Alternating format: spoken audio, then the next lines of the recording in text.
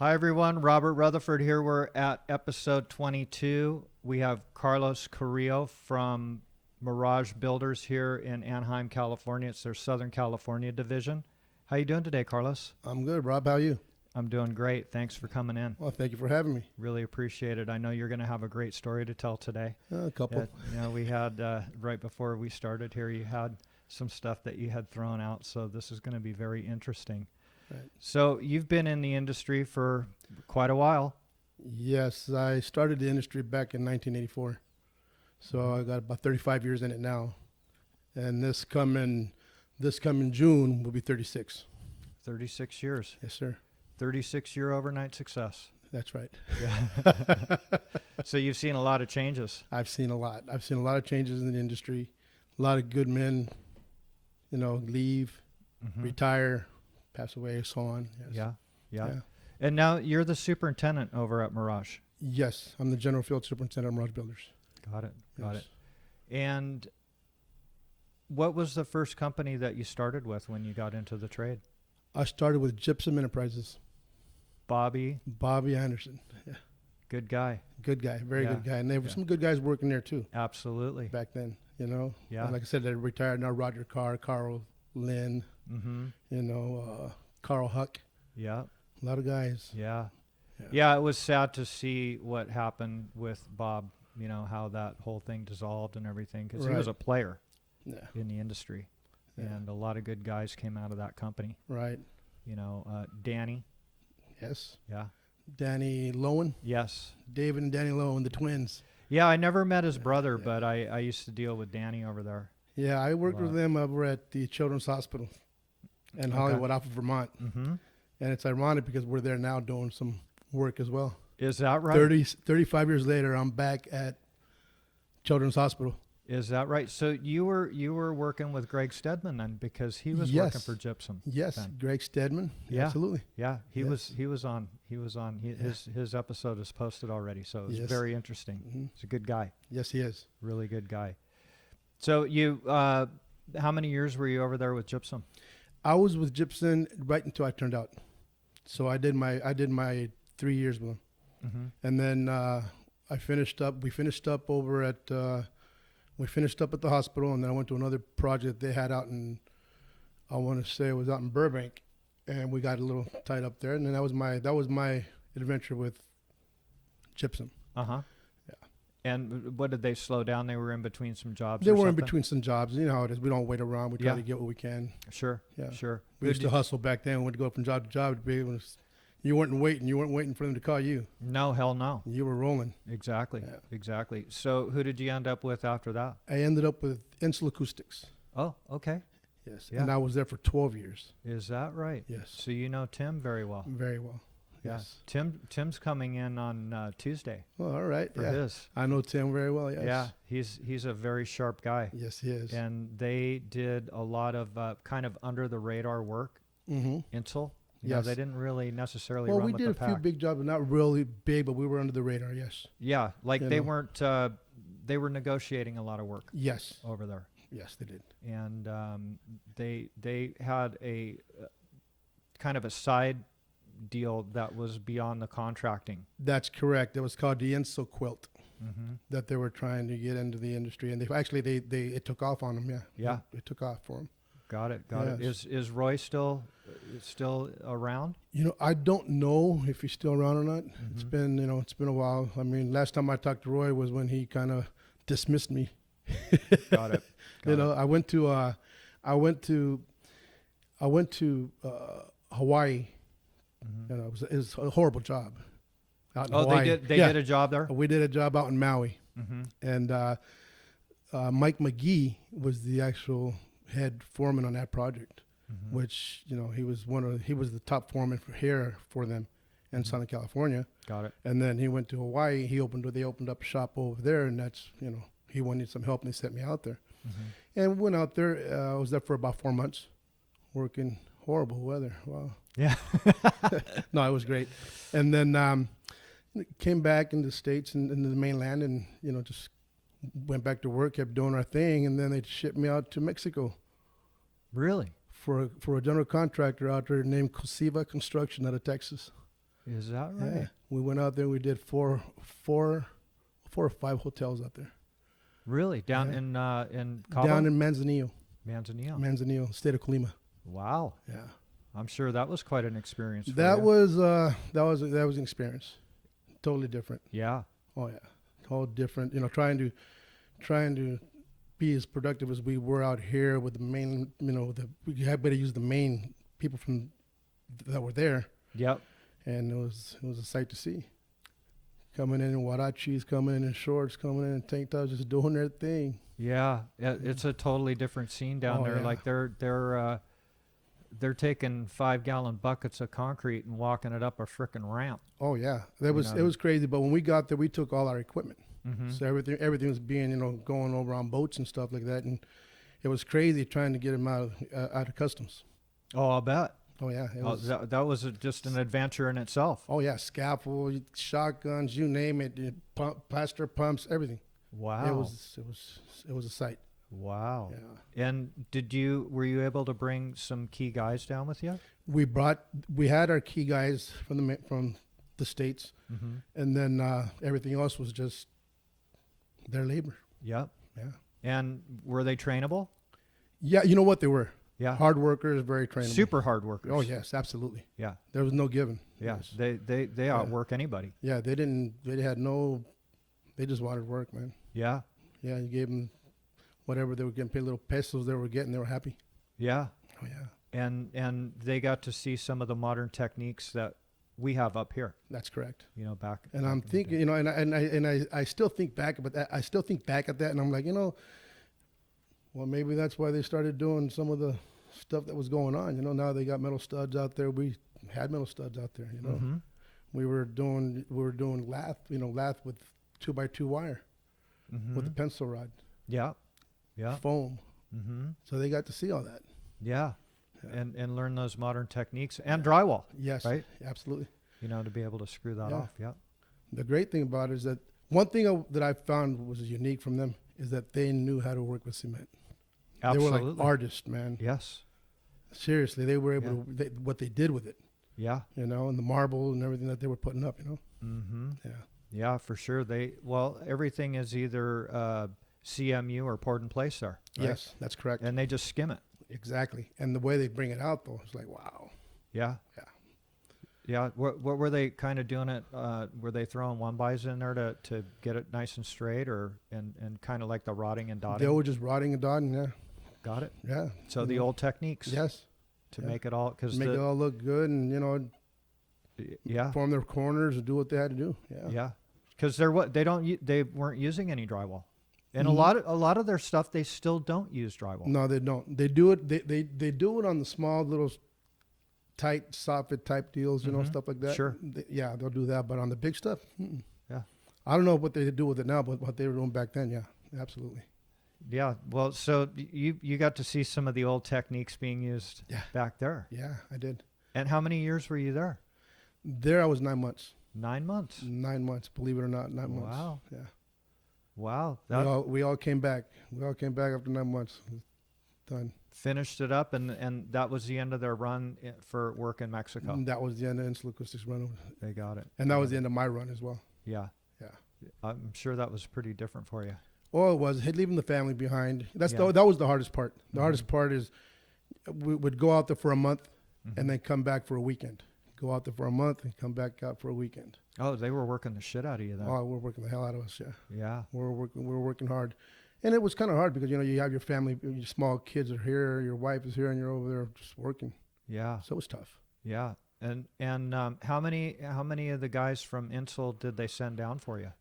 We sent out a group of plasterers out there. It was probably about the normal 10-man crew, plaster 8 to 10-man plaster crew. And we had our main foreman out there, which was Mike McGee. Mm-hmm. And then we had Tom Van Schindel was the other one. Mm-hmm. And Chuck Hernandez, myself, and Joe Espinoza Got it. that were actually involved in the project trying to get things done. And then we had John Carrillo, and Henry Casadas, and a couple other guys I can't remember the names, but they were out there as well. So it was a minimal group of for install that were out there. Mm-hmm. We were probably a total of about maybe 27 guys, 30 guys out there, Got and it. everything else was all Local labor. local labor. Yeah. Yeah. So could those gringos speak Spanish?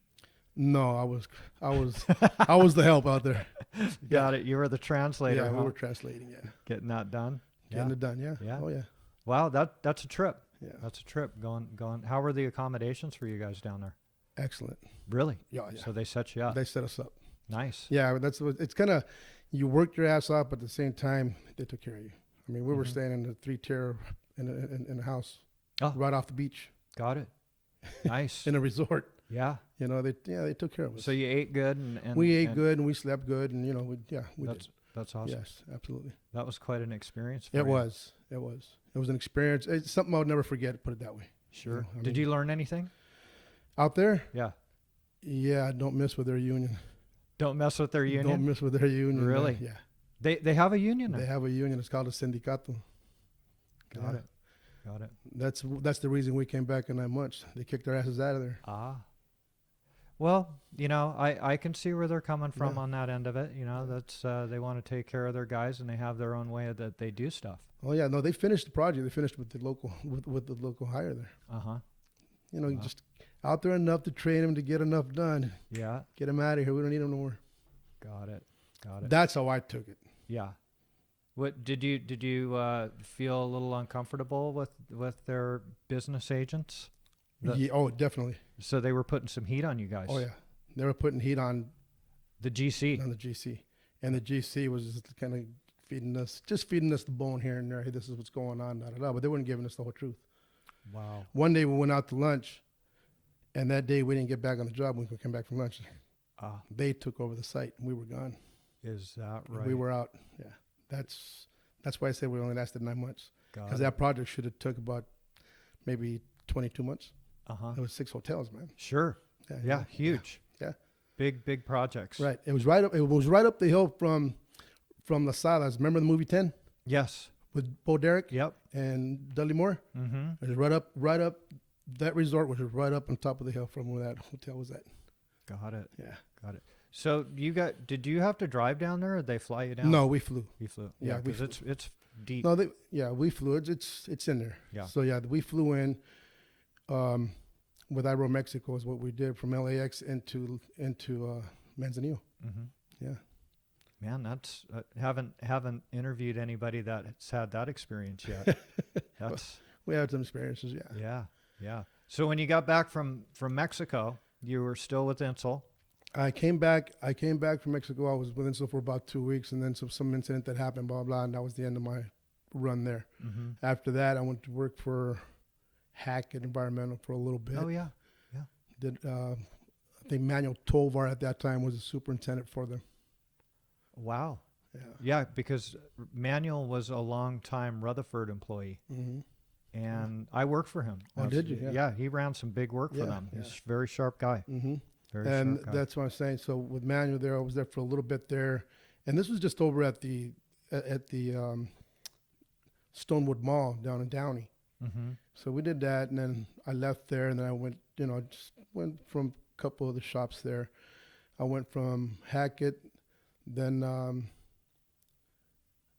I forget where I ended up at after that, but I think I went to, for a little bit there, I went to work for a guy you probably know, Don Moore. Yes. Oh yeah, another Rutherford guy. Another Rutherford guy, yeah. Yeah, sharp Don Moore. plaster. Yes. Very good. Well, plaster. he was their superintendent, wasn't he? He was Yeah. for many moons. So I went to work for Don Moore for a little bit. Mm-hmm. And now the story with that is that he was like, "Hey, Carlos, can you help me on the weekends?" And I Mhm. said, "Sure." Only because I loved the guy. Mm-hmm. He was just a great guy, Yeah, yeah. And that's what I would do. Got it. Yeah, Mhm. he was. He had some health issues, didn't he? At the end, he did. Yes. Yeah. Yeah. That was. He sad. started. I mean, to see a guy so strong like he was and so motivated in the business, and he Mhm. just loved it. Yeah. He loved it. And then from running job, doing everything he was doing, to ending up in a wheelchair. Yeah. That was sad. Yeah. That was sad because he definitely was passionate about the industry Yes. and had a really good reputation. Right. He was in Vegas too, right? He You know, started, I don't know if he ever landed out in Vegas or not, but I know he was here in California. And then when he did pass away, I'll tell you this: when he did pass away, I seen a lot of guys that were at that funeral. Mm-hmm. Because I went to that funeral, I seen a lot of guys that in the industry that were there to pay their respects to him. Yeah. He was a good man. He was a straight shooter. Yeah. Yeah. You know, and then that's the thing about this industry, man. When you meet somebody, you want to hope you meet that straight shooter again. You know, Absolutely. because it's hard. It's Yeah. hard nowadays. You know, you don't even know who you're talking to sometimes. You're like, oh man, you know. Mm-hmm. Yeah. Yeah. It's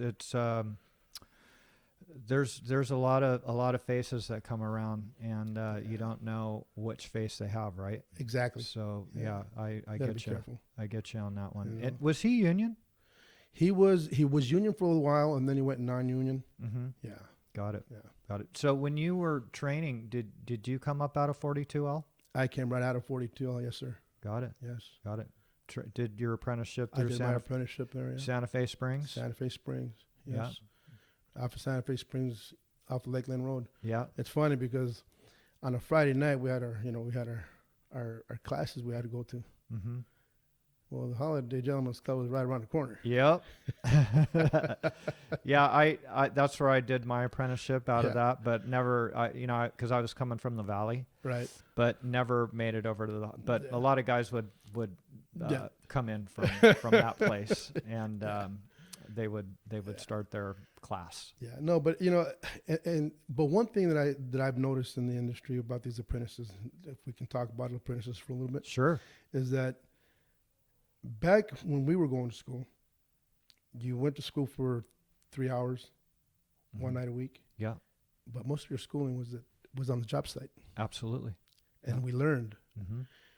Now I see that these kids go to school for a week, Mm-hmm. and when they come back, can't remember where the hell they left off. Is that right? Yeah, they're like, well, what do I do now? Wow. I see it. Yeah. I see it. Well, of course, because you're the jefe, Yeah, right? yeah. You know, you're watching that stuff, and you're concerned. I see you at those union meetings, Mhm. and you're concerned about the future of the industry. That's why you show up to those, right? Yes, absolutely. You know, you wanna know that these guys are getting trained correctly. Yes. And The biggest thing for me is lathers. Our lathers are not coming out how we came out. mm-hmm. You know, Yeah. there's we and it's funny because I talked to Jacob Lopez, and I talked to I forget who it was. Just the other day I was talking to him, and I says, you know what, we need to do something about these lathers, apprentices that we have to make them stronger. Mm-hmm. Got to make them stronger. Got to teach them better because they really don't know, because they don't even know how to tie. I know. That's sad. They don't know how to tie a piece of lath. Yeah. That's sad. You know, and then you have these journeymen out there that are already 60 or 58 or whatever they are, Yeah. and they know that it's hard to get lathers out there. Yeah. And when you get them out there, Mm-hmm. they ain't giving you 110%. So they're screwing the boss, you know, because they have that power. Yeah, because they know that you're not gonna replace me right now. You need me. That sucks. Yeah. That's not right. No. That's not right. Well, the other thing is, on the apprentices' defense is, we're bringing back tying lath on. Okay. Yeah. So, when they get out on these jobs now with Diamond Fur, it's something new for them that they've never seen, and they actually do a pretty good job. They get onto it for a couple of days, and they're getting it done. They're getting their required amount finished. Right. Of what happens. So yourself, it's like anything else. If you're not doing it all the time, That's correct. you don't get good at it. No, absolutely. And we talk about this on a lot of these episodes, that we were trained to be good at every aspect of our industry, and we were specialized in everything. Yeah. I might sound like a broken record on this, but it's really good to have that and be good at everything. And you're absolutely right, because it's hard to get a man out there that can go out there, frame for you, put some trim up for you, go out, Brandex metal materials out there. Mm-hmm. You know what I mean? Yeah. the aluminum, where all the reveals, all this crazy nice looking stuff that we used to do day to day, every day. We don't get that anymore. Right. Right. You know? Yeah. Well, that's like you would always have your mechanics on that too. Anyways, right? Yes. Those were kind of specialized. They were specialized specialized mechanics, yes. because they were. It's like finished carpentry. Yeah. And the thing is you can't use any putty. No, you had to make sure you got your miters the way the miters had to come out and make sure they were looking good. Inside miters, outside miters, you name it. Yep. You know, compound miters, whatever you had to do, you make sure you got them right because you only had one shot at it. Exactly. Exactly. And once you couldn't patch it. There was no way to patch it. No. So it was you had to know how to read a tape.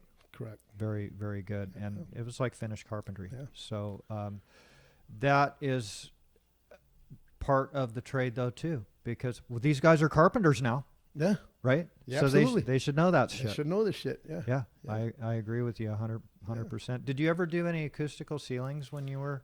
Recently I've done some acoustical plastered ceilings. Got it. Yes. But no grid T-bar stuff? I didn't get into that. Yeah. No, I did not. Which is, I know that's something to be desired for too, because, you know, I never got into that part of it. Yeah. Myself, no. Yeah, I was able to even get into that part of it when I was Mhm. working in the trade, and Right. you know that's all clean work. Right. You know, here we're snapping lines on everything, and then you're touching this grid and angle, and you got red chalk all over Right. you. No, that's a no. You know. What I actually did get a chance to do when I first got in the trade, we'll go back a little bit back when I was with Gypsum, we were doing a library in Cerritos, and when I got out there, they said, you see that stuff over the big old pallets over there? I go, yeah.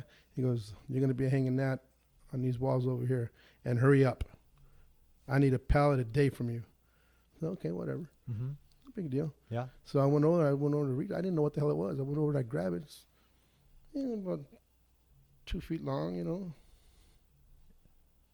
yay wide, Yeah. with some clips. I said, what the hell is this? It was drywall. It was button board. I got to hang button board. You did. So you got a taste of that. I got a taste of button board, and let me tell you, I couldn't get that pallet. I couldn't finish that pallet as much as I ran, and I was sweating, and I was doing it, and I couldn't do it. And that guy was just laughing at me, looking at me, the foreman, looking at me, but he knew I was trying. Yep. He knew I was trying. Yeah. Yeah. Yeah. So that's a little lighter than 12-foot 5/8. Yeah, but it took you a long time to get some square footage. Absolutely. Absolutely. But that's cool that you got a taste of that. I got a taste of it. Yeah. Yeah. So any nail on that stuff on button board? I didn't have to nail it on. I did it with the clips. Got it. Clips, tied in clips. Yeah. So. Yeah. Well, that's something that I never got to do as far as doing it on metal studs. Mhm. You know, we did it on some nail on stuff. Well, I did it on the black pencil. Yeah. You know, The black studs. the black studs, where we were able to clip it, tie it, and do what we had to do with it. Yeah. Yeah.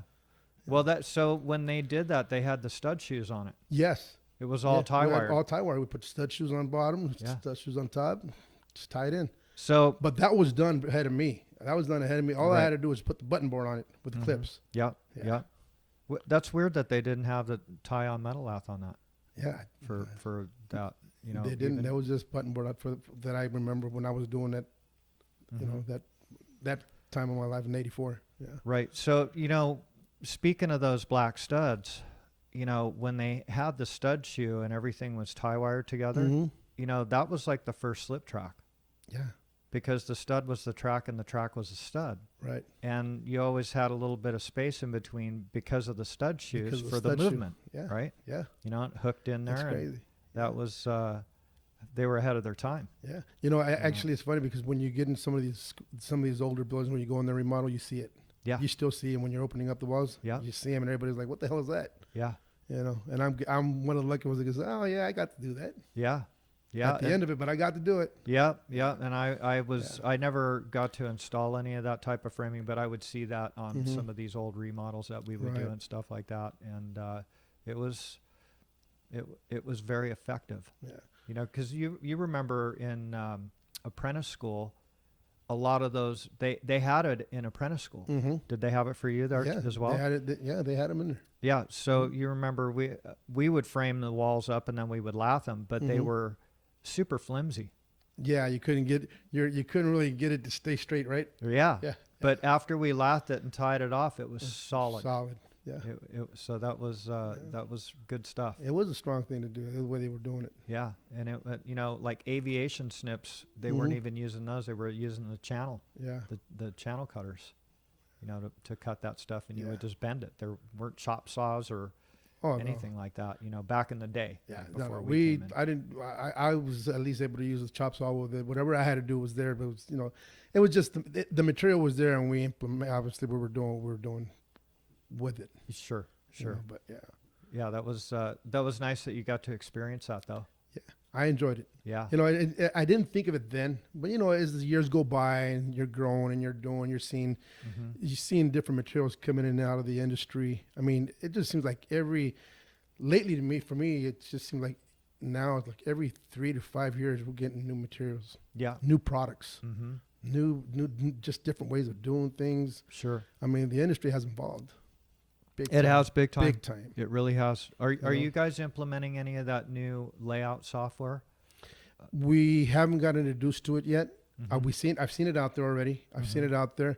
I did try it. They did a demo for me. They came out and did a demo for me on one of my job sites. Mhm. And they came out. They were trying to set it up, and when they were having nothing but problems. They were having nothing but issues. They couldn't get it right. They couldn't do whatever it was. They just couldn't get it to function. Mhm. Finally, after the guy, well, this ain't working for me. Got it. You It know. wasn't quite perfected yet. No, so I Well, didn't.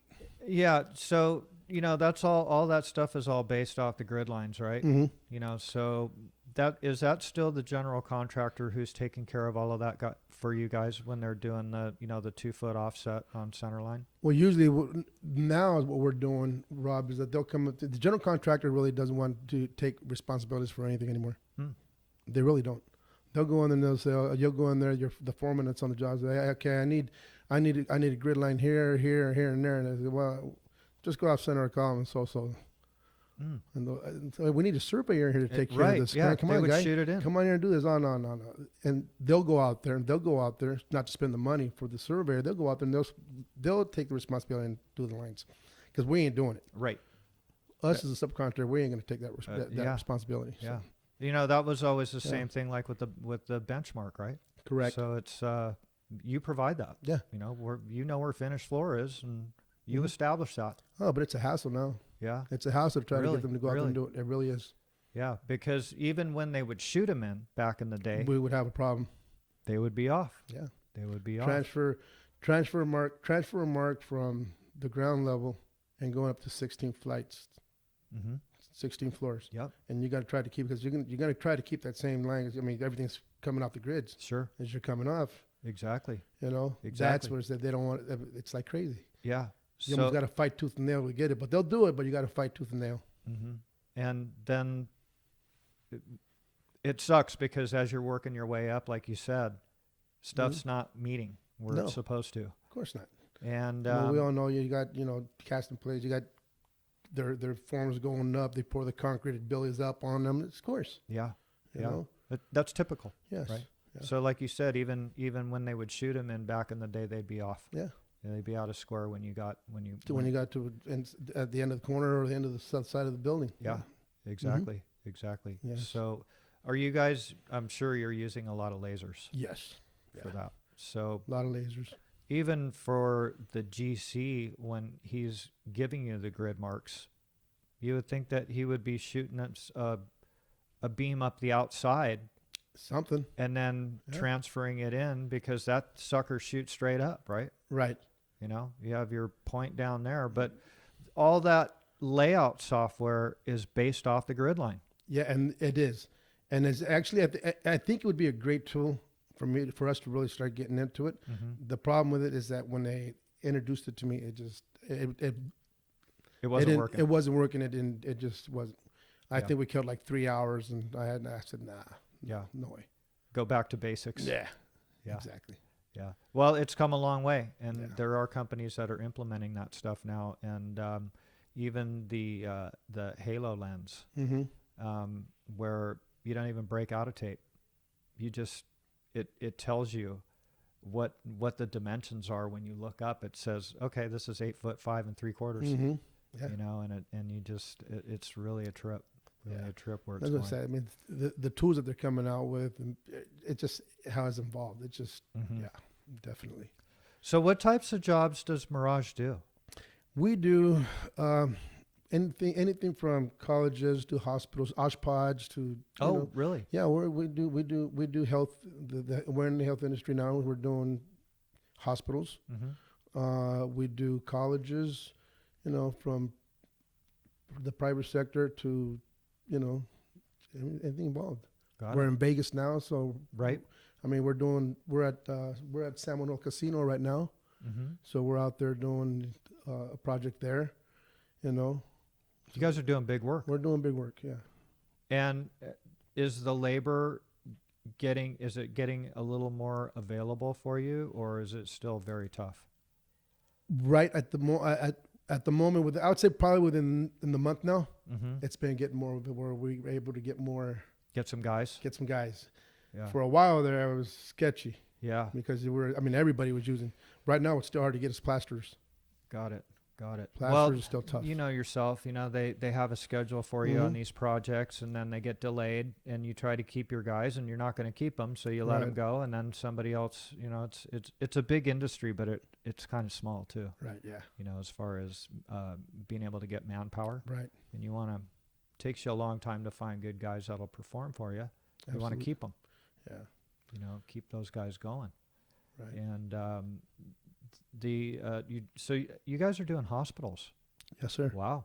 Yes, sir. Wow. Those are tough. Yeah, we're getting our foot in there. We're in there now. We're doing some remodel stuff in the hospitals right now. We're getting there, but hopefully we can get into the bigger stuff where we can get it from the bottom up Mm-hmm. in the hospitals. Yeah. It just seems like I think it's harder when you're going into a hospital and you got these Oshpod drawings, and you have to. There's no ifs and buts about it. No. You're gonna do what its specs and plans are telling you to do. Period. Yeah. Yeah. You're gonna do it. Mm. You open up a wall, and guess what? That wall is not built the way it was supposed to be built, and now I gotta fix that. I gotta bring that back up to par. Mm-hmm. Yeah. Yeah. You're talking about you got to figure out the ULs, you got to get EJs, you got to do all this crazy stuff for this. Yeah. Yeah. So Are you instrumental in getting that information for everybody? yes, we are. I am. Yeah. Yeah. We get, and I got good foremans out there that that are pretty into. They can get their information. Mm-hmm. And then they'll come. I'm actually like the last line. Sure. They go, hey, well, I can't do this, and I tried this, and I tried that, and they'll call me, Got it. which I appreciate because I'm busy too. So. Sure. So at that point, then I get involved. Right. But for the most part, they get all their information, man. They're making their phone calls. Yeah. Well, Yeah. the Oshpod jobs, you have to have a different type of guy out there, right? Mhm. Running those that knows all that stuff, because like you said, you play by their rules. Absolutely. They have their own set of rules. What doesn't work, if you have a man or a foreman that is a production foreman, Mm-hmm. go out, blow it out, let's get this thing done, let's Yeah. go move it, and you try to put it on an Oshpod job, that's a mistake. Yep. It's not gonna work. Exactly. You got to get that guy that's calm, collected, and Mm-hmm. do what he's got to do. Super methodical. Exactly. Yeah. Those guys are hard to find. Mhm. They are specialized. Yeah, they are. Yeah. Their demeanor and stuff like that.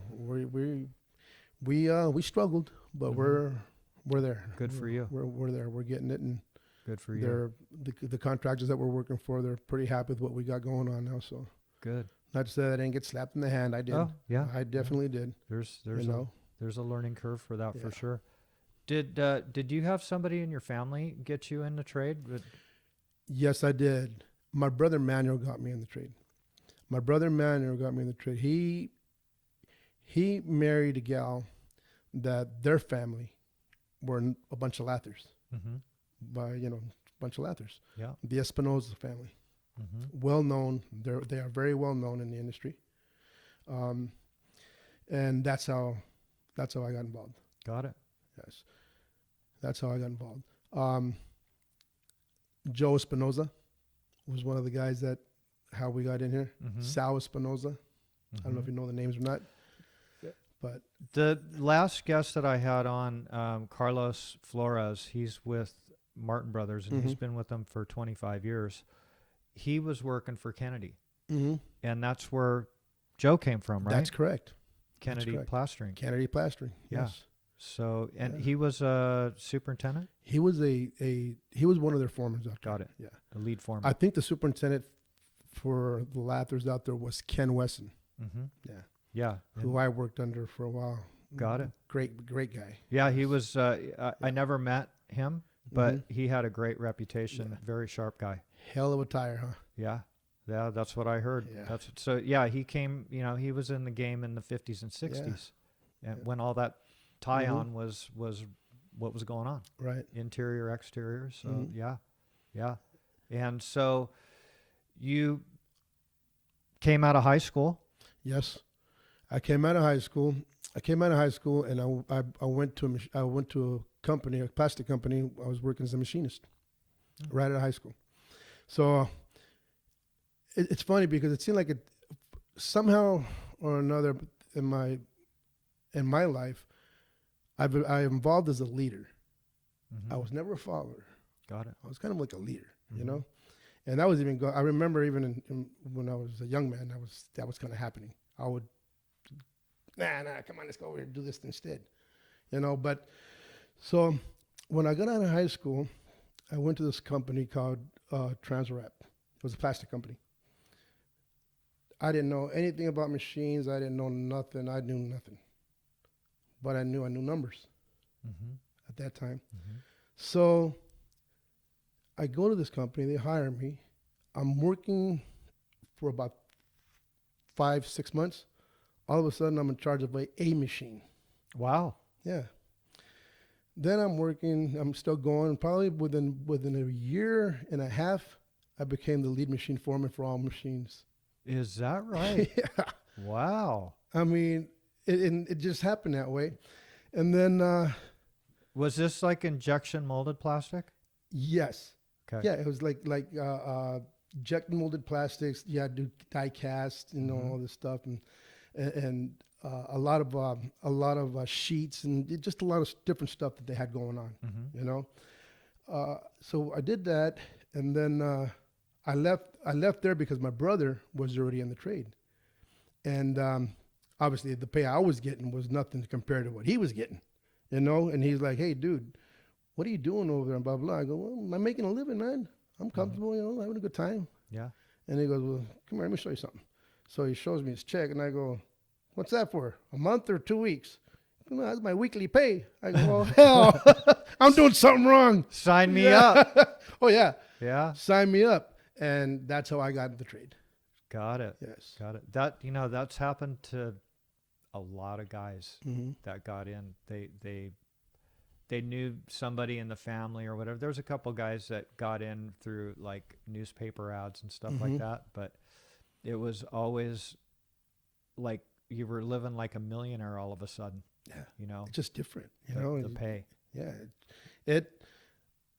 And I tell a lot of kids and stuff. I go, take the industry, take it serious, get in there, do your best, do as hard as you can. These guys, I'm telling you, these guys do see what you're doing. They are looking at you. They're looking at you. Yeah. You just got to go out there and want it and work. Show them that you want it. The industry's been great to me, and I think it's to a lot of us, right? Absolutely. Lathing's been phenomenal to me. Yeah, and that's what I'm saying. I love it. The sky's the limit. Yeah, exactly. It's funny because I was able to. I put my 30 years in 5 years ago, and I told myself, before I was there, as soon as I hit those 30 years, I'm going to retire. I'm done with this. I'm going to go out. I hit it, and I said, no, I don't think it's not yet. I'm going 6 years now since I hit my 30 year. I'm still having a blast. I love it. Yeah. I love it. Good for you. That's really, that's awesome to hear.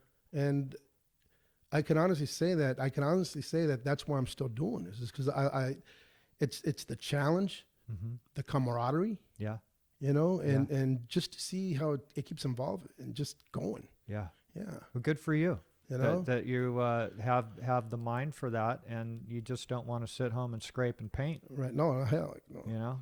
No, and not only that. I mean, I got a boss now that he's just phenomenal. He's awesome. Mm-hmm. Awesome. That's even better. Yeah. That's even better. Yeah, he takes care of me. He's a really good guy, man. That's what awesome. makes you want to go work for him. Yeah. You wake up in the morning and you want to go to work. You want to go give him what he's paying you to do.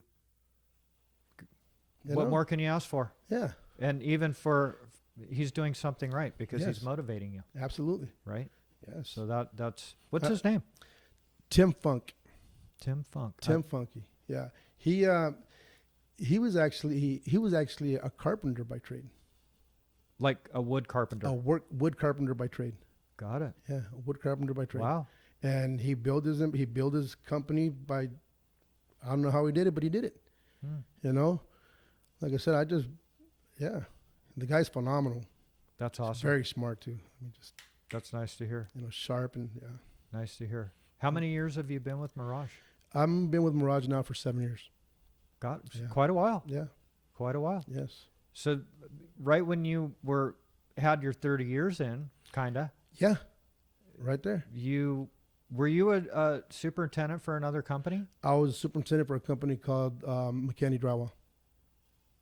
Got it. So that's where Bob Chavez. That's where me and Bob hooked up. Yeah. But I worked with Bob Chavez even before I was a superintendent there. Because Bob went into that office. Obviously, Bob was the one that went to that office, but I worked with Bob before that, you know, and and that's what I said. I tell my owner, I go, yeah, my mentor. I always say it, I got two mentors in this business that I really give a lot of gratitude and I'm grateful for, which is Robert Chavez and Roger Smith, which is Greg Smith's dad. Which now is with Mirage. Well, it's now Greg is with Mirage. Yeah. Ironic, right? Yeah, that's a trip, man. Yeah. That really is a trip. Yeah. Did you ever work with Greg in the field? I ran into Greg in the field with a company called Southern California Drywall, and this is way back though. This is way back. This is back. I'm gonna say probably 89 or 90 around there. We were working at St. Jude Medical Center, and no, I'm sorry. Yeah, St. Jude. Was it St. Jude or City of Hope? I forget which one it was, but yeah, that's when I ran into Greg for a little bit, and I didn't know that Roger was his dad though. Got it. Yeah, Greg didn't get into that his dad was an icon. Yeah.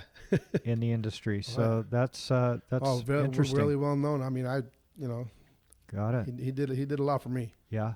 You know, knowledge wise. Yeah. Oh yeah. So he was your foreman? He was my foreman. Yes, he was my foreman, and Bobby was also my foreman. Got it. And then they taught me, and then all of a sudden I became their foreman. Well, that's cool. I became their foreman, and then I've been involved to a superintendent after that. So yeah. Good for you. Good for you. It sounds like you've had a great career. Well, I busted my ass. Nobody handed nothing to me. No. Nobody hands anything to you in the construction industry. Hell no, you better want it. You want it, you're gonna earn it, right? You betcha. Yeah. You betcha. It takes a long time too. Yes, it does. To get that. But you had thick skin too, because I know you took a lot of shit. Oh yeah, I did. Like all of us did. Yes, we did back in the day, and you shut up and you get it done. Yeah. And that's now you have to talk to people a little bit different compared to what you did. The way we can't be doing that no more. Came in. Yeah. That's you get a check mark. Oh yeah. Right. Oh yeah. No, it's funny because I remember when I first got in the trade. I remember I was like, because you got to understand where I came from when I was going. I came into the trade. When I came in, I came driving into the job site because I went to the union. I got my.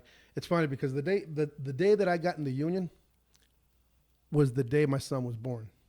Is that right? That's right. Wow. My son was born on June 5th, 1984. And that was the day I went in and signed up into the union. I went to work that day, and I remember I went to work that day and I was kind of run down, you know, kind of like bummed out. And the foreman at that time was Roger Carr. And he goes, "What's the matter with you?" I go, "Nothing. Well, what's wrong?" He goes, "Well, no, there's something wrong with you. I just hired you. I just talked to you yesterday and told you to go to the union, and you were all hippie and ready to go and all this stuff. And you're not the same guy that was there yesterday. What's going on with you?" And I go, "Well, my wife's in the hospital. I'm going to have a baby." He goes, "When they get the hell out of here, go over there and take care of that, and then come back, bring me a cigar. If you don't bring me a cigar, don't come back at all." Done. So I went to the hospital. The baby was born. Right when he was born, I shot down to the union, took care of all the paperwork, and here we were. Got it. That's how that went. And that's the rest is history. The rest is history, yes. Any kids in the industry? My son. Your son is in. My son is in the industry now. He's one of our top foremen. Is that right? Yes. Mm-hmm. Congratulations. Well, thank you. Thank Yeah. you. Not where he wanted to end up, and not where well, let's put it that way. I didn't want him to end up here, but he ended up doing it, you know. So he's has some years behind him. He's got 18 years under his belt now. He's definitely a seasoned foreman. Yeah, he's definitely got his stuff going on now. Mm-hmm. He did our two 10-story buildings. He did a great job. He did our 36-story building downtown. He did a great job. Yeah, Excellent. That's excellent. We're proud of him. Yeah. We're proud of him. I'm definitely proud of him. He's my son, you know. Not to say the prodigal son, no, by far, no, nothing like that. But, you know, he's involved. Well, sons of bosses, usually that is very, very difficult for the son. Right. Because it's always, well, when I blah, blah, blah, you know, so it's not what everybody thinks it is in a lot of cases. No, you're right. It's not. You're under a microscope. Yeah. You know, and you can never do as good as what you did. Right. You know. Well, you know, I raising him was a pleasure. I got to tell you, because he was a hell of an athlete. Mm-hmm. He was a hell of an athlete. He played football, and he was a hell of a baseball player. He got a scholarship to go to Cal State LA, a pitching scholarship. Wow. And he was, you know, he was already throwing 96 mile an hour fastball. Is that right? The kid had it. He ended up getting the gal pregnant in college. I remember telling him, I go, "Son, you don't have to marry this gal. You don't have to do anything, man. Just keep going, keep playing, keep going to school, keep doing what you're doing. I'll help you out, blah, blah, blah." His words to me were, "You know what, Dad? No. This is my mistake. I did this. I'll take care of it." Manned up. Manned up. I turned around, I looked at his mother, I go, "Well, there you go." I go, "Well, I'll tell you what, son. Get your ass down to the union hall and go sign up, because you're going to, that's it. You're going to support this baby. You're going to support this kid. If that's where you're coming from, that's what you're going to do. And by the way, you got 2 months to move out."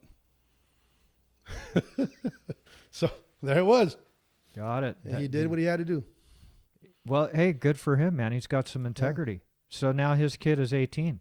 His kid is, she's in high school. She's going to be graduating next year. Wow. Yeah.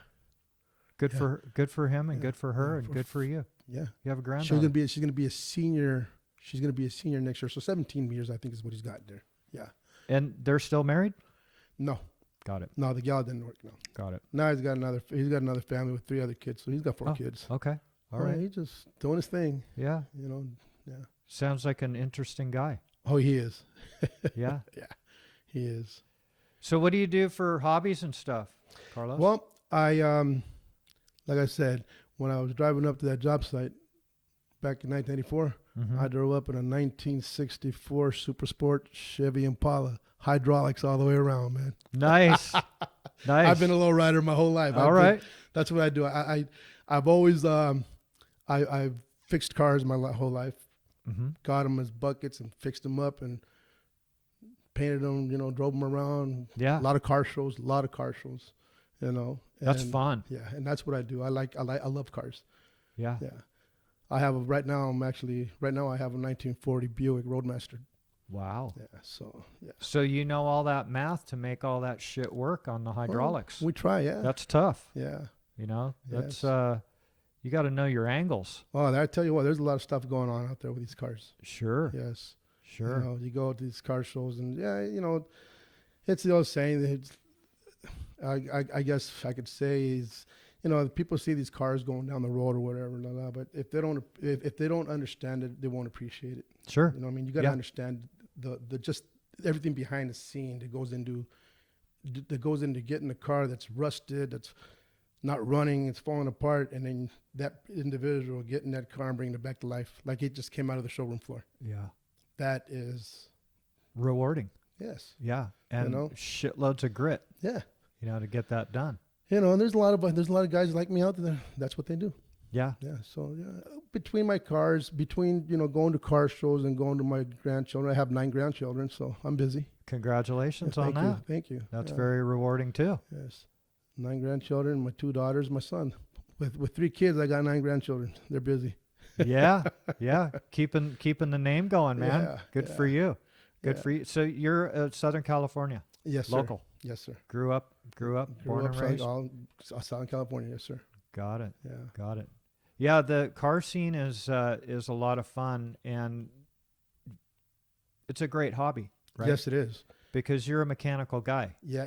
Yes, and the thing about in the car show community is you meet a lot of people. Sure. And everybody's got different ideas on how to do something. Mm-hmm. Just when you think you got it right, yeah, the guy's got it even better, and you say, oh, "Check that out!" Yeah. Look what this guy's doing. The hydraulics are kind of they're retro, right? Yes. Because everybody's using bags now, right? Right. So I mean, you're not getting the same thing with the bags as you are with the hydraulics, though, right? You don't get the same thing. I mean, you don't get the same. You don't get the sound. You don't get the sound. You don't get the. You really don't get the same thing. I mean, but the thing that you get out of the bags, you get a better ride, and you don't have to chop up your car to put hydraulics. Put the bags in. Put the cylinders in. Got it. And usually when you put the cylinders in, you were cutting things around the frames and the fender and doing everything you had to do to get them in there. Sure. Yeah.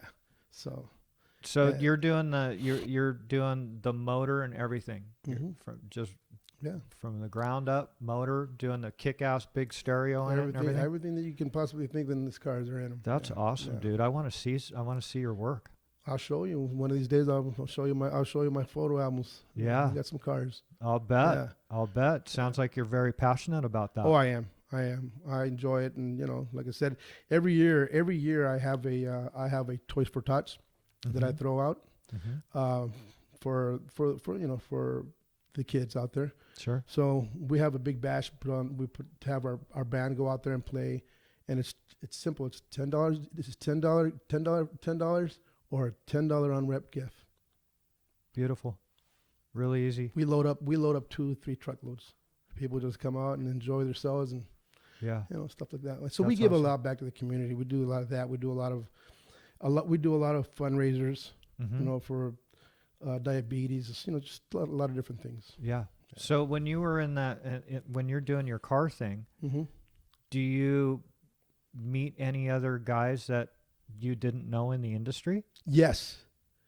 That are in it? Yes. A lot of guys. That's awesome. Oh yeah. There's a lot of guys out there that are driving around in their 1939s, 64, 65s, or their Chevelles, or you name it. They're out there. Yeah.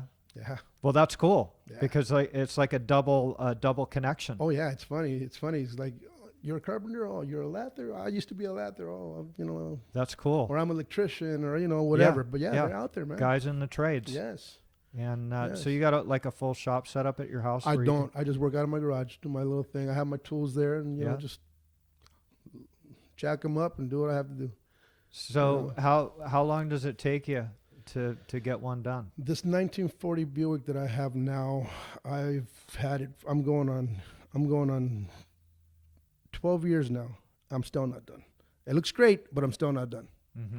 I can't. It's a Buick, so what's happening with Buicks? It's hard to find parts. Got it. It's not like your regular Chevys out there. They're retro-free Chevys that you can get them.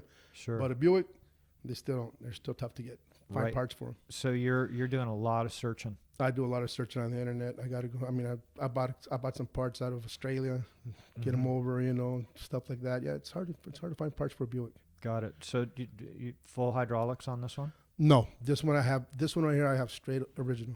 Mm-hmm. Nothing, and I don't have it dropped. It just All right. OG. All right. Because it just looks beautiful that way. Yeah. You Yeah. ever have any Mercuries? I have not personally picked up a Merc. I have not. Yeah. Yeah. They're But they're beautiful. all of those custom Yeah. cars. What They're- these guys do to them, man, Oh, is yeah. fucking amazing. Yeah. No, the It's- fucking Mercs, the grill. You look at the grill on the That's- Merc and you're like, Yeah. that's an animal. It's For like, sure. wow, you know? For sure. Yeah. Any caddies? I have not gotten any cats. I've been more of a Chevy and Buick kind of guy. Got it. That's what I like. Got it. Those, I just something about those body styles for me. Mm-hmm. You know. And you build these things up and drive them around, go to some car shows, and then you dump them? Well, back in the day, I would pick them up, fix them to my liking, drive them around, and get rid of them. Mm-hmm. I would get rid of them within the year. Oh, wow. Within the year, I'd get rid of them. I'd get Mhm. it, fix it up, do what I had to do with Yeah. it, get rid of it. Yeah, because You you were know. done with the project. Yeah, I was done with that project, and I fooled around with it for a little bit. Yeah. It's time to move on to the next one. Yeah. It's funny because my wife and I, she goes, Carlos, just count how many cars you've had. And we counted them. And we counted them. We came up with 33 cars. No shit. Wow. Yeah, you got a big photo album Yeah, they're there. Yeah. for that. Yeah. Yeah. So Yeah, from, yeah. that's nice, man. That's nice. Is your son into that as well? No, my son didn't pick it up. No? Mm-mm. My son is, it's funny, he's just into his family. Good. That's what he That's does. good. He goes to work. He goes to work, and Mhm. well, I guess he loves his guns. Put it that way. That's what he likes Cool. to do. He's That's good. he likes Yeah. to go shooting. So, Sure. Yeah. Second Amendment, Yeah. baby. yeah, absolutely. Keep that strong. Oh, he's strong too. Good. He loves it. That's awesome. Yeah. That's awesome. Yeah, that's I love cars too, Mhm. and you gotta have some good knowledge to do this stuff that you're Oh, doing. Yeah. You know, with the motor work and all of that stuff, and suspension and Yeah, I had my buddy Alfred Molina. He's also in the trade, but he's a carpenter, and he's always been a carpenter. And he was at a 1506. And Alfred, one day I go, hey Alfred, I'm gonna pull out because I had a straight 8. I have an original straight 8 in my Buick. wow. That thing looks like, you know what a tractor motor looks like? Yeah. That's what this damn thing looks like. Yeah. Fucking tractor motor. Sure. You know. I go, I'm gonna pull this fucker out, Alfred, and I want to go through the whole goddamn thing. Will you help me? You want to help me? Because man, it's a heavy shit. He goes, I'll help you. You know what? He came out there. We took that thing apart and we put that thing back together. That is awesome. Damn. So we got it back together. We painted it. We did. I mean, I got it back to original, how it would have came out of the showroom floor. Wow. Paint and everything. The paint. I had to go Wow. out and find the paint. I did all that shit. And I got the decals. Put the Dyna Flash, Yeah. plate valve, Yeah. all that good stuff in there. I couldn't do it. I wasn't steady enough. Is that right? I Wow. could not do it. I Wow. couldn't do it. I couldn't get my hand steady enough to do it. And I said, you know what? I go, honey, come here a minute. Can you do this for me? She goes, oh, I don't know. I go, I think you can. Try it. Perfect. Perfect. She got it on there for Yeah, me. you only get one chance, right? Yeah. So that's, Yeah, so she got it on there for me. Did you do any of the paint on the bodies? No, the body's still original. Wow. But on any of your other Oh, yes. y- Yeah. your Yeah. old- Yeah. you did the paint We too? blocked them out. Yeah, we No blocked them shit. out. We shot them in the garage. Wow. Yeah. Wow. We weren't supposed to do that, by the way. Yeah, We shot yeah. them in the garage, you know. Yeah, yeah. Yeah. That's we did a lot talent, of that man. Stuff. Yeah. That's talent. Yeah. That's good You know, stuff. I always had partners that would come out and help me with them. We would always, I'd go to their house and help them with their cars. Sure. They'll come to my house and help me with my car. You Yeah. know, just stuff like that. So, Yeah. Yeah. And that's what we've done. Where did you grow up? I grew up in La Mirada, Okay. which is not So far pretty from here, close. right down the street. Yeah, Yeah. it's not 7 miles from here. Yeah. Yeah. Got it. Yeah, I Got grew it. up in La Mirada, went to La Mirada High. You know. Mhm. Mm-hmm. Yeah, a lot of the guys that come in here are Southern California natives. Oh yeah, yeah. Come in here. I would and- imagine. Yeah. Not a few of them were up in Northern California and ended up down here, Mhm. but most of them are locals. Yeah. It's cool. It's there's a huge community of carpenters, right? Yes. I would say in America, union carpenters, there's got to be 100,000, Oh, yeah, more than that. No? a million. I would say maybe a million. I would say, yeah. I would Yeah. say pretty damn close, yeah. You know, when you start talking about, these big cities. Oh, right? yeah. I would say so. Absolutely. Yeah. Yeah. Yeah. It's funny it's because huge. it's funny when when I met Grant Kirk. Do you remember? Yes. do you- Yeah. I Grant worked Kirk? with him. Okay. Well, I worked with Grant Kirk once, and I did not know that he lived in La Mirada. So when we actually started talking on the job site, he goes, "Oh, I live in La Mirada." I go, "Well, I live in La Mirada." Mm-hmm. Yeah, Grant was probably 6 years older than I was, or what have you, 7 years older, whatever it was. Mm-hmm. And I go, "Well, where did you grow up?" And he goes, "Over by Green Hills." He goes, "What about you?" I go, "Over in the Barrio, man." Over in the Barrio, that's where I grew up. And he goes, "Oh, over by Valley View." I go, "Yeah, over by Valley View." He goes, "What high school did you go to?" I said, "La Mirada High." "How about you?" He goes, "La Mirada High." I go, "Oh, damn." No shit. No shit. So go to sign up my kid for Little League. There I was. His kid, Brandon Kirk, played with my kid. And the rest is history. And that's how we, Got it. started getting more involved with each other. And yeah.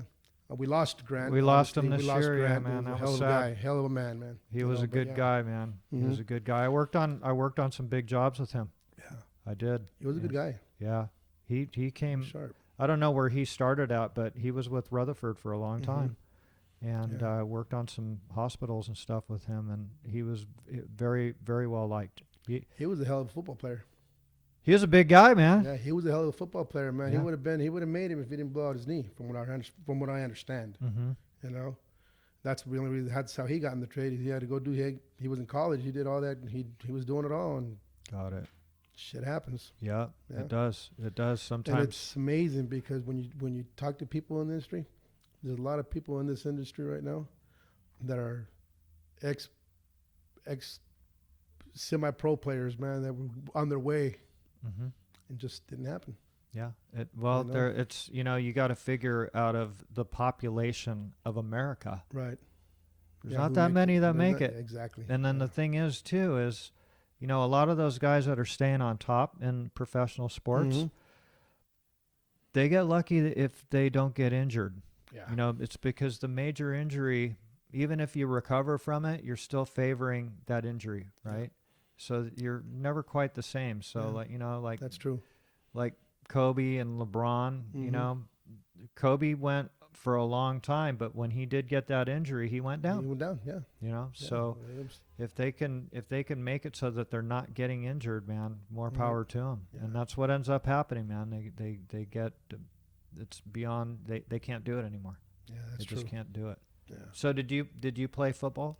when you No, were I did young? not. No, I did not. I played a lot of. I did a lot of running, track and field stuff like that, cross country stuff. Yeah. Yeah. The only reason why I ask is because you had mentioned that you were like a leader. Well, So I thought maybe you were the quarterback, Well, I was a boxer. Oh, okay. That's what I did. Yeah. So I boxed for 7 years. Where's the fucking scars, dude? I need Let's 'em. see. You never got hit, huh? Well, you got them, but hey, yeah. That's what I did, and that's All right. and I started boxing when I was 7 years old. By the time I was 14, I quit. Got it. I was done with it. Dad just said, "You know what? Fuck that. Yeah, that's not what you're not doing this no more." Mm-hmm. Because he had to sign. He's my guardian, so he always Sure. had to sign goddamn papers. Sure. And he just decided that was enough. Mm-hmm. He decided that was enough. Right. I didn't. Yeah. Yeah. Yeah. So- Well, that's good. Yeah. That's good because that could be hazardous to your health. Give you Well, brain damage. I think it was when I got knocked out. He said that was enough. Okay. All right. So you did you Oh yeah, I saw the birdies. Got Yeah, it. Yeah, I was out. got it. Yeah. Went down flat. Yeah, I huh? went down flat. Yes. Yeah. So what do you think of this UFC, man? Not really into it. No. No. Still watch boxing? I still watch boxing. Yeah. Got Not it. really into it. I mean, don't get me wrong. To me, it's a glorified street fight, if you would, because the bottom line, I mean, it doesn't matter how good you are. Whoever connects first is gonna go. The other guy's going down. It's the bottom line, dude. You You, know? hit that chin, dude. They're done. That's They're done. that's I mean, it. you Boom. can be. I mean, I don't get me wrong. Do I watch it? Yeah. I'll watch it here and there. I won't pay to go watch it. Sure. My son's all over it. Got it. Oh, he loves that shit. Hey, Dad, I'm gonna watch the fight. So okay, I'll go and I'll watch the fight and stuff like that. He goes, Yeah. Hey, Dad, I go, that's not for me, man. I did a lot of that shit when I never got paid. Yeah. You know, shit. Yeah. You Yeah. know. Yeah. So, but I do watch a lot of boxing. I still like it. Cool. Yeah. Cool. I mean, So you were able to make it up through your childhood without getting into a gang. no, I actually got involved. You in the did. Gang. I got involved in the gang. I got involved in the gang, and that's what I was saying. When I said earlier, when I said he was done with it, I wasn't. Got it. So at 14 years old, when my dad says, "That's it, I had enough. That's it. We're not doing this no more." I go, "Dad, I want to keep fighting. I want to keep doing this. Don't do this. Don't do this. No, you're done." I said, "Well, I'll show him." Oh, I'll show him. Mm-hmm. I started fucking up. Joined the gang, started doing stupid shit, got in trouble. Mm-hmm. You know, I was showing him though. Yeah. Yeah. You did. So I thought. You showed him what a fucking idiot you were, right? You know, that's kind of like, Exactly. I was showing him. I'll show you. All right. yeah. Yeah. Okay, asshole. Yeah. Yeah. Well, that's kind of like the young guys, you know, they think they're smarter than the dads, Yeah, and of course. blah You blah know. blah. I went and through. you- I went through the same thing that every other child, you know, every Mhm. other adolescent's going through. You know, we did it. You know. Mhm. Yeah, I got involved in the gang, and I was running around doing stupid shit. You know. By the time I was 18, I was done with it. Though. Good for you. I got married when I was 18 years Yeah, old, so yeah. I was done. And you found a career. Yeah. And I had left. I had left for. I had left to go to Oregon, go live with my brother-in-law and my sister, for a while. And my brother-in-law had his own. He had his own company going on out there. He was working for the Forest Service. He was a subcontractor for the Forest Service, Mm-hmm. which cutting timber. Got Go it. out there, cut timber, clean brush, and harvest Mm-hmm. pines. You know. Yeah. So when I went out there, it was right in the middle of cutting timber season. Got it. You know. So That's some hard fucking work. So I dude. got involved with that. Yeah. So I started. He gave me a chainsaw and said, "Hey, go do your thing." I didn't know what the fuck I was doing, but okay, go. Mhm. Don't go, cut I'll your go. leg off. Yeah, go, motherfucker. You know, you want to stay here. You got to work. God damn it. Yeah. What Yeah. the Yeah. heck? You know, so he put me to work and put me out there, and I grabbed that goddamn chainsaw. I went from cutting timber to fucking telling the helicopters to come on down with the damn thing, how to come and get the drop the chains so we can lock the logs in and pull them out. No shit. Wow. So I went through that. I went through that. So by the time and they were grown. These were grown ass fucking men, grown men. Yeah. I was just a fucking teenager. Yeah. You know, these are grown men. Yeah. And I was talking shit to these guys, and I'll tell you what, they wouldn't put up with my shit. They set you straight. They set me straight with a fist to the mouth. Ooh. Oh yeah, they didn't. And my brother-in-law was not gonna fucking, you know, hey, you want to act like a man? That's what you're gonna get. Yeah. You know. So by the time I came back to Southern California, I couldn't hang out with my friends. Mm-hmm. They were like kids to me. Mm-hmm. They were like kids to me. I couldn't hang out with them. Got it. So yeah, I just, you know, got married, and the rest was history, man. That matured you by going up there. Oh yeah. You needed when that was my biggest thing that matured me is when I went to Oregon. Mm-hmm. You know. Yeah. Just a whole different. It was just a whole different scene, Sure. whole different thing. You Yep, know, yep. I wasn't used to that. Mm-hmm. You know. You were in the fucking sticks, dude. Yeah, I was. Yeah. I was. Would be camping out in the forest. Yeah. You know, because you got to sit there, you could camp, and then you'd wake up in the morning, get your ass to work, start hiking trails, and do what you got to do. You know, yeah. Probably the best thing that ever happened to you. It was the best thing that ever happened to me. It was. To get Yeah. through that. So Yeah. any of the guys that you grew up with, how did they advance into an industry or a trade or anything? Do you keep in touch with any of them? I keep in touch. I got one of my friends that he's my best friend. I've known him for 50 years. Is that right? Yeah, and Wow. we still talk. Congrats, man. We still talk. He's you know, we talk a lot, and he's not in the industry. He just does some technical computer stuff, whatever he does. Got it. That's what he does. So he's not, you know, he's out of that thing. And I got a couple other friends that are you know, they're in that world, you know. Mm-hmm. In Got it. In the collar world, you know. Got it. And then, but the rest of them, they're just, They're just you know, rested making away, making a living and doing their thing, you know, whatever. right. Yeah. But didn't didn't get into trade No, type of thing. not that I did. There was one. His name was Chris Torres, and unfortunately, he passed away on the freeway going to work. Mm. Going to work. They used to call him the nail banger. Got it. Yeah. Got it. So yeah, but yeah. Other than that, it's Interesting story, dude. Yeah. Interesting, very know. interesting story. And you Well, on thank that. you. Thank you. Carlos, thanks a lot. Nah, thank you, Rob. All right.